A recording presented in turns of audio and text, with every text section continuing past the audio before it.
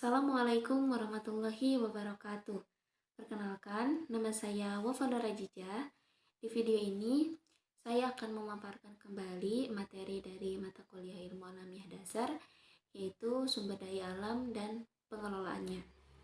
Semua potensi alam, baik benda mati maupun makhluk hidup, yang bermanfaat bagi manusia untuk memenuhi kebutuhannya itu disebut sumber daya alam.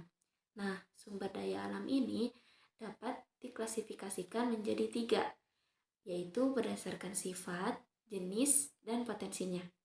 Sekarang kita masuk ke pembahasan poin yang pertama, yaitu sumber daya alam berdasarkan sifat kelestariannya. Poin ini dibagi menjadi dua kategori utama, yaitu sumber daya alam yang dapat diperbarui dan sumber daya alam yang tidak dapat diperbarui. Sumber daya alam yang dapat diperbarui adalah sumber yang dapat kembali atau dipulihkan secara alami dalam waktu relatif singkat melalui proses alam atau regenerasi biologis. Karena sifatnya yang dapat dipulihkan, sumber daya ini bisa terus tersedia jika dikelola dengan baik. Contohnya hutan. Pohon dapat tumbuh kembali melalui proses regenerasi alam atau reboisasi. Jika penambangan hutan dilakukan secara tanggung jawab dan diiringi dengan penanaman kembali, maka hutan dapat terus menjadi sumber kayu dan berbagai produk lainnya. Yang kedua, sumber daya alam yang tidak dapat diperbarui.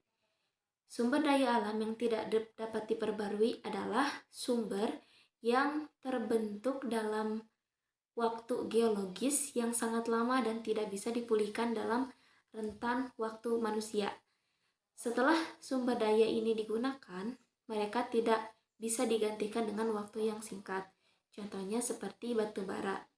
Seperti minyak bumi, batu bara terbentuk dari bahan organik yang terurai selama jutaan tahun. Batu bara yang telah dibakar untuk energi tidak bisa dikembalikan ke bentuk aslinya. Poin yang kedua yaitu sumber daya alam berdasarkan jenisnya. Ada dua jenis dari poin ini, yaitu sumber daya alam hayati atau biotik dan sumber daya alam non-hayati atau abiotik. Sumber daya alam hayati adalah sumber daya yang berasal dari makhluk hidup atau yang berkaitan dengan organisme hidup. Ini mencakup flora, fauna, dan organisme mikro yang berperan penting dalam ekosistem serta kehidupan manusia. Sumber daya ini dapat diperbarui, artinya mereka dapat diregenerasi atau direproduksi dalam kurun waktu tertentu, sehingga dapat digunakan secara berkelanjutan jika dikelola dengan baik. Contohnya seperti hutan dan hewan. Hutan menyediakan kayu, kertas, getah, dan produk lainnya. Selain itu, hutan juga penting untuk keanekaragaman hayati, pengaturan iklim, dan penyerapan karbon dioksida. Kemudian hewan. Hewan ternak seperti sapi, kambing, ayam, dan babi menyediakan daging, susu, telur, dan produksi lainnya yang penting untuk pangan dan ekonomi.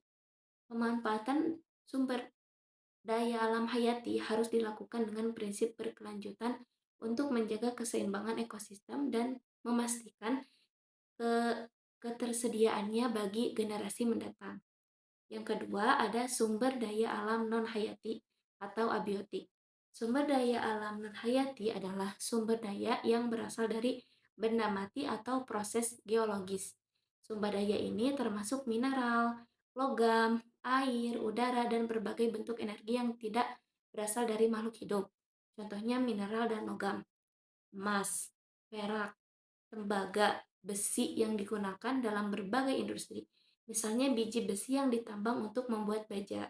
Kemudian energi fosil, minyak bumi, batu bara, dan gas alam yang digunakan sebagai sumber energi utama. Misalnya minyak bumi yang diolah menjadi bahan bakar untuk kendaraan. Kemudian air sungai, air danau, sumur yang digunakan untuk kebutuhan sehari-hari, irigasi, dan industri. Misalnya air dari sungai yang digunakan untuk mengairi sawah. Kemudian udara yang digunakan hirup yang mengandung oksigen dan gas lainnya, vital bagi kehidupan semua makhluk hidup. Poin yang terakhir yaitu sumber daya alam berdasarkan potensinya. Poin ini merujuk pada kemampuan dan kapasitas sumber daya untuk memberikan manfaat. Berdasarkan potensinya, sumber daya alam dapat dikategorikan menjadi tiga jenis, yaitu ruang, energi, dan materi. Sumber daya alam berbasis ruang adalah sumber daya yang berhubungan dengan ruang atau tanah yang digunakan untuk berbagai aktivitas manusia, termasuk tanah, laut, dan atmosfer. Contohnya, tanah digunakan untuk pertanian, permukiman, industri, dan infrastruktur. Misalnya tanah subur di Pulau Jawa digunakan untuk pertanian padi yang merupakan sumber pangan utama. Yang kedua, sumber daya alam berbasis energi adalah sumber daya yang dapat menghasilkan energi yang digunakan untuk berbagai keperluan manusia, termasuk pembangkit listrik, transportasi, dan industri. Contohnya energi fosil, seperti minyak bumi, batu bara, dan gas alam yang digunakan sebagai sumber energi utama. Misalnya, minyak bumi yang diolah menjadi bensin untuk bahan bakar kendaraan. Yang ketiga, sumber daya alam berbasis materi adalah sumber daya yang terdiri dari bahan-bahan fisik yang digunakan untuk berbagai tujuan, termasuk bahan mentah untuk industri, konstruksi, dan produk barang. Contohnya mineral dan logam, seperti emas, besi, tembaga yang digunakan dalam berbagai industri. Misalnya biji besi yang diolah menjadi baja untuk konstruksi bangunan. Mungkin cukup sekian yang dapat saya sampaikan.